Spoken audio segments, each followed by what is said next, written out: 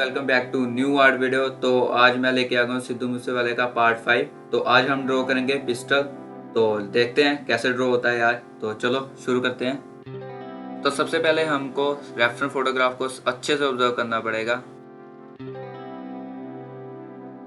तो सबसे पहले मैं HB पेंसिल से शेडिंग करने वाला हूँ। और एक चीज़ का ध्यान रखना कि मेटेलिक फिनिश को ड्रॉ करना आसान नहीं होता, क्योंकि उसमें काफ़ी शाइन होती है और स्मूथ शेडिंग होती है। तो उसमें गलती क्या करते हैं हम कि जो हम शेडिंग करते हैं ना, उसमें गैप बहुत होता है। तो जो अगर गैप हुआ तो स्मूथ शेडिंग बिल्कुल नहीं होगी। इन सिंपल वर्ड्स कि हमारे शेडिंग में गैप नहीं होना चाहिए, बिल्कुल साथ साथ ही उसके स्ट्रोक्स होने चाहिए। उसमें बिल्कुल शेडिंग में गैप मत रखना।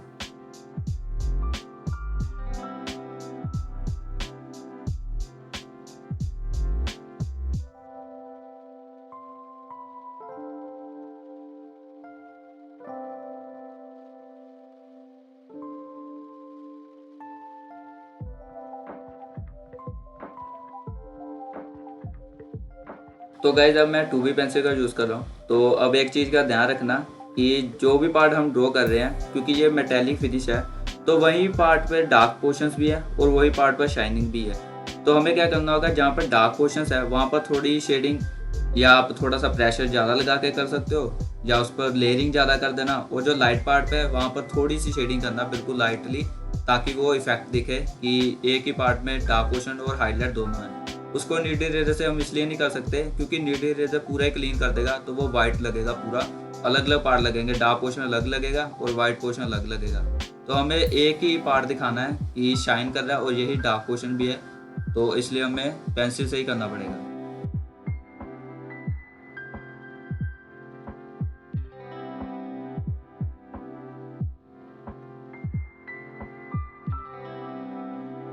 तो गाइज अब मैं 4B पेंसिल का यूज़ कर रहा हूँ। तो अब एक चीज़ का और ध्यान रखना कि आपको सभी पेंसिल से ही वो इफेक्ट को मतलब बनाए रखना है कि डार्क पोर्शन और लाइट पोर्शन को।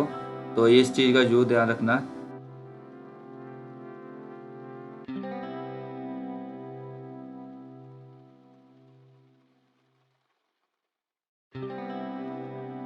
अब मैं 6B पेंसिल का यूज़ कर रहा हूँ। और एक चीज़ का ध्यान और रखना कि अगर आपको डार्कनेस चाहिए तो ये मत करना कि बहुत ज़्यादा प्रेशर लगा देना। आप उसको ऐसा करना कि लेयरिंग ज़्यादा कर देना, कि एक लेयरिंग करके दूसरी उस पर क्रॉस हैचिंग कर देना।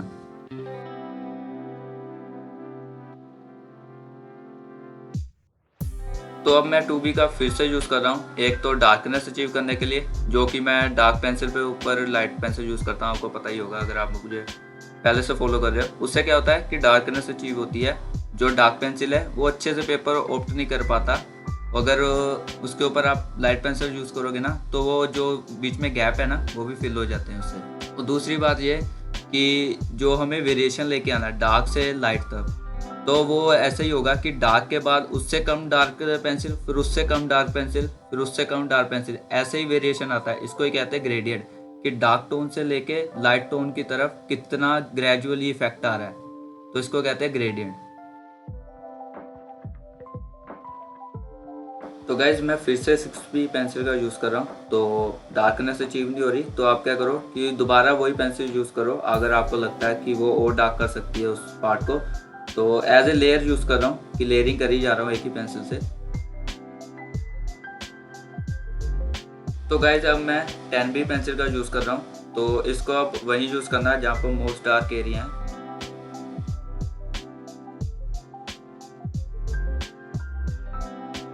तो अब मैं निडी इरेजर से हाईलाइट कर रहा हूँ, जो कि ज़्यादातर एजेस पर ही है हाईलाइट, क्योंकि वो ही ज़्यादा शाइन कर रहे हैं इसमें।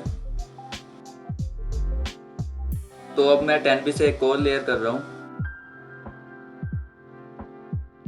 तो अब मैं 2B पेंसिल से फिर से डार्क पेंसिल को ब्लेंड कर रहा हूँ। तो अब मैं चारकोल पाउडर का यूज़ कर रहा हूँ डार्क एरिया के लिए। तो अब मैं फिर से हाईलाइट्स कर रहा हूँ, पर इस बार मैं टोम्बो मोनो इरेजर से कर रहा हूँ, क्योंकि वो काफ़ी शार्प एज पर हाईलाइट्स हैं। तो इजीली इससे हो जाएगा। आप निडी इरेजर से भी कर सकते हो, बस थोड़ा केयरफुली करना कि वो एज के नियर ही हो हाईलाइट्स। तो अब मैं पिस्टल के डिज़ाइनिंग वाले पार्ट को ड्रॉ करने वाला हूँ। तो 2B पेंसिल का यूज़ कर रहा हूँ। तो केयरफुली ड्रॉ करना डिज़ाइन वाले पार्ट को, क्योंकि थोड़ा सा ऊपर नीचे चलेगा कि थोड़ा सा डिज़ाइन अलग लग रहा है, पर पूरा मत करना तो इसको केयरफुली पहले ड्रॉ कर लेना लाइट पेंसिल से, फिर इसको डार्क करना। और डार्क भी डार्क पेंसिल से नहीं करना, कम से कम 4B या ज़्यादा से ज़्यादा 6B तक ही जाना है इसमें, जहाँ पर डार्क पोर्शन है वहाँ पर, और बाकी हम 2B और 4B से कर लेंगे।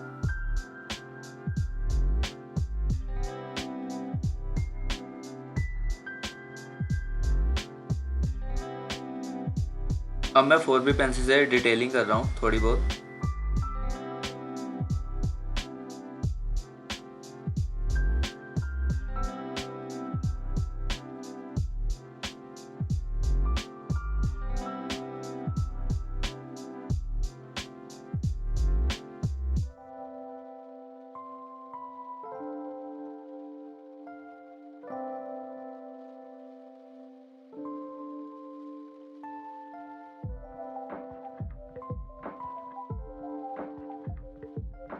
तो अब मैं 2B पेंसिल से हैमर को ड्रॉ करने वाला हूँ पिस्टल के, जो कि सबसे इजी है, इसको ड्रॉ करना सबसे आसान है।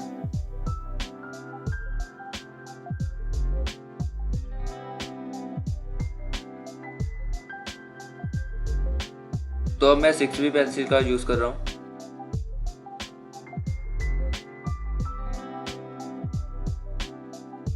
तो गाइज अब मैं निचले वाले पिस्टल के पोर्शन को ड्रॉ करने वाला हूँ। तो सबसे पहले मैं 2B पेंसिल से शेडिंग कर रहा हूँ, क्योंकि ये काफ़ी डार्क एरिया था तो इसलिए मैं डायरेक्टली 2B से स्टार्ट करता हूँ। तो यहाँ पे आपको ग्रेडियंट का ध्यान रखना है कि क्योंकि इसका फ्रंट पोर्शन काफ़ी लाइट है और बैक पोर्शन डार्क है, तो आपको केयरफुली ड्रॉ करना पड़ेगा, पेंसिल को वैसे ही शेड करना पड़ेगा।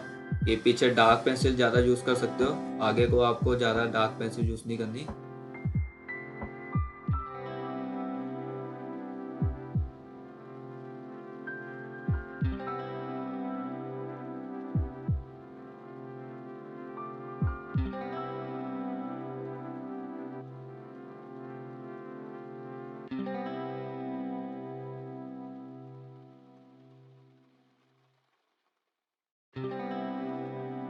तो गाइस अब मैं HB पेंसिल से पिस्टल के फ्रंट पोर्शन को ड्रॉ कर रहा हूँ, क्योंकि वो काफ़ी लाइट है तो इसलिए मैं HB का यूज़ कर रहा हूँ।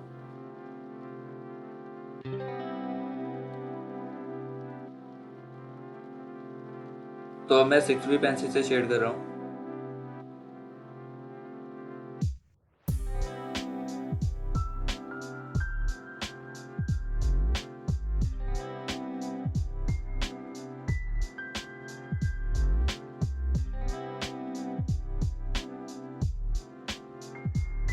तो गाइज मैं अब 4B पेंसिल से शेडिंग कर रहा हूँ। इसलिए शेड कर रहा हूँ क्योंकि जो हमारा लाइट एरिया है और जो डार्क एरिया है उसके बीच में मिडल टोन होती है, तभी तो ग्रेजुअली वो लाइट से डार्क होगा, तो इसलिए मैं 4B का यूज़ कर रहा हूँ।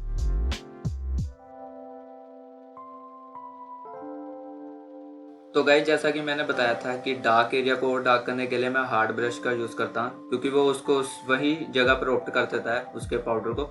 तो मैं फिर से डार्क ब्रश का यूज़ कर रहा हूँ। ये मैं ज़्यादा नहीं यूज़ करूँगा जहाँ पर लाइट एरिया है, डार्क एरिया पर आप जितना मर्जी यूज़ कर सकते हो।